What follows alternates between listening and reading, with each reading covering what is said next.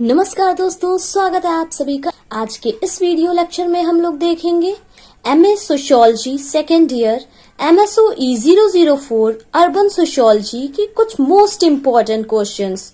और इस सीरीज में हमारा आज का क्वेश्चन है discuss concentric zone and multiple nuclei model of urban growth. ये क्वेश्चन हमारा पूछा गया है दिसंबर 2022, जून 2022 और उससे पहले भी कई टर्म एंड एग्जाम्स में। चलिए देखते हैं। The distinct features and characteristics of cities have evolved over time and vary significantly in time and space. देखिए, the concept of city in ancient society was different from medieval and modern city. The growth was irregular in form, sensitive to change in the habit of people and dynamic in character. Max Weber defined the city as a marketplace around which the whole city develops and settlements emerge and institutions emerge. Industrial Revolution was significant turning point where urban development is concerned. Now let's see what is the concentric zone model. Concentric zone model was given by Ernest Burgess to explain the structure and growth of city. According to this model, cities grow and develop outwardly in concentric zones. As a city grows, it expands radically from its center to different concentric zones. As a city grows, it expands radically from its center to different concentric zones. Suppose this is the center of city. From here, city expands in different concentric zones and circles. Burgess offer a descriptive framework related to both aspects of human ecology. First, physical land use pattern and human relationship. Burgess said that both these patterns are implicit in the cities. Using Chicago as example, he viewed that cities expand outwardly. Interaction among people and their economic, social and political organization also create radical expansion outward. Concentric model is based upon process of invasion and succession. Invasion is the process which necessitates continual expansion of inner zone into outer zones due to the natural aggression of the migrant into the city, while succession occurs when an area becomes dominated by the activity invading that zone. There is competition among city people for the limited space. Concentric zone theory reflects ongoing conflict between city dwellers and periphery villages. It also describes the process of concentration and segregation of social group with growth of city structure. According to this theoretical model, there are 5 major concentric zones. First one is commercial center, then zone of transition, then working class residence, then middle higher class residence, and last one is commuter zone.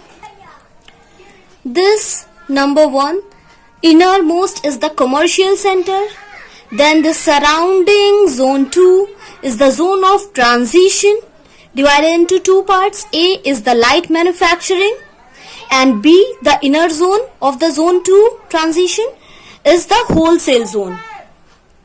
Zone 3 is the low class residence, zone 4 is the medium high class residence, and zone 5, the last zone, is the outermost zone of the city, is the commuter zone. Commercial center. Let's see all these in details. The first one is commercial center. First, the innermost ring zone or nucleus of the city is the commercial center, also called the Central Business District or CBD. This zone is characterized by high intensity of commercial, social and civic amenities. It is the heart of the city, which includes departmental stores, office buildings, shops, banks, clubs, hotels, theaters and many other civic buildings. Being the center of commercial activities and location, it is accessible from all directions and abstract in large number of people. Burgess further described that morphological structure of CBD, Central Business District, is changing rapidly with our changing needs. Morphological structure of city includes buildings, roads and infrastructure. Now let's see the next zone. Zone number 2 is the zone of transition. Light industries and slums occupy this zone. It has low income household, retrogressing neighborhoods, breeding places of crime, gambling, sexual vice and other social deviances. The physical deterioration and social disorganization leads to concentration of poor housing, poverty, juvenile delinquency, family disintegration, physical and mental diseases. Berger studied Chicago City and found the second concentric zone to be transitory in nature, comprising an area of residential deterioration due to congestion and encroachment. Next is working class residence. It is planned residential area close to places of economic activity which often shift and move to the outward ring. Being close to transition zone, it is influenced by the zone in terms of quality of life. It reflects the negative impact of industrial pollution and cultural impact of slums. The working class residences subsequent outer rings are occupied by middle or higher class residences. These may be separated in different rings in terms of class, character and corresponding facilities. This is a residential area with all modern amenities of civic society. People who reside in these areas are native-born Americans in single-family houses or apartments. Americans were mentioned by the Burgess because his study was conducted in the Chicago city and other North American cities. The houses are spacious in a pollution-free zone. Sanitation, health facilities and all other requirements of a good quality life are found in this zone. मतलब zone after the working class residence, which was the fourth zone for medium or higher class residents. The last one is the commuter zone, located in outermost concentric zone beyond the area of higher class residents. This is the ring of encircling small cities, towns and hamlets taken together to constitute a commuter zone. People from these areas commute on a daily basis towards the Central Business District or Commercial Center for employment and business purpose, but live in their small cities, towns and hamlets. Commuter zone is characterized by low density. It is relatively isolated and located in suburb and satellite towns. Burgess made a first brilliant and comprehensive analysis of pattern of city structure. Apart from these characteristics of concentric zone model by Burgess, this model also has some limitations. Let's see what are the limitations to the concentric zone model theory. First, it is based on Chicago or North American cities. Burgess has concentrated his studies only in the Chicago and other North American cities. Second, unable to explain the structural pattern and growth of cities in developing countries. Third, not applicable to all developing countries. The concentric model explained by Berger for urban growth was not applicable to the developing countries. Berger ignored the significant role of endogenous forces.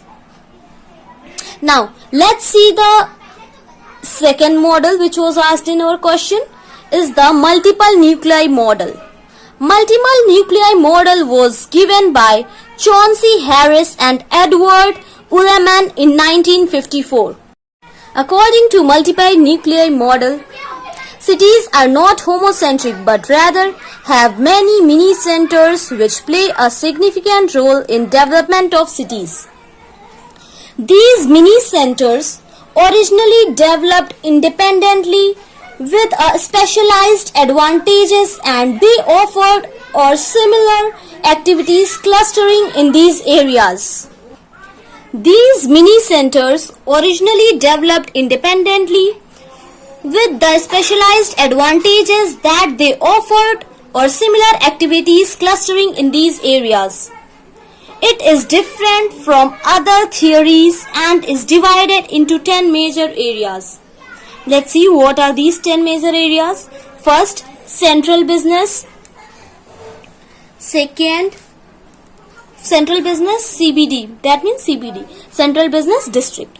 Second, wholesale or light manufacturing. Third, low income residential. Fourth, medium income residential. Fifth, high income residential. Sixth, heavy industry. 7, outlying business. 8th is residential suburb. 9th, industrial suburb. And 10th, last one is the commuter area. This is the multiple nuclei model. Multiple nuclei theory differs from the earlier theories. It believes that the city has not developed around a single center or CBD, but it has many groups of many mini centers. However, the phases of development may be simultaneous or in different periods. So these are the 10 different multiple nuclei models subdivisions. You can see here 1, 2, multiple centers. In our earlier concentric model, we have seen that there was a single center around which the whole city grew in the spiral form. But here are multiple nuclei centers around which the cities grows. There is no single center. So this is all about concentric zone model and multiple nuclei model. And if you find the video helpful, please do like, share and subscribe. Thank you. Thanks for watching.